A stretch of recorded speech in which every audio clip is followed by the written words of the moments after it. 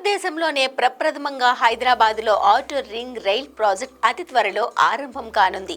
తెలంగాణలోని 392 కిలోమీటర్ల మేరకు ప్రయాణించే ఈ రింగ్ రైల్ను డెవలప్ చేయడానికి 12,000 కోట్లు ఖర్చవుతుంది. మొత్తం 8 జిల్లాల్లో 14 మండలాలను కలుపుతూ ఈ ట్రైన్ రూట్ను డెవలప్ చేస్తారు. 26 కొత్త రైల్వే స్టేషన్లు, 6 చోట్ల ఫ్లైఓవర్లను నిర్మిస్తారు. ట్రిపుల్ ఆర్కు 3 నుంచి 5 కిలోమీటర్ల దూరంలోనే అభివృద్ధి చేస్తారు. ఒక 2 చోట్ల మాత్రం 11 కిలోమీటర్ల దూరం ఉంటుంది. ఈ 392 కిలోమీటర్లకు ఇరువైపులా గ్రోత్ కారిడార్లు, అందులో ఐటీ కారిడార్లు, మల్టీ యూజ్ జోన్లు, రెసిడెన్షియల్, కమర్షియల్ వంటి జోన్స్ కారణంగా రియల్ ఎస్టేట్ కార్యకలాపాలు ఊపందుకుంటాయి.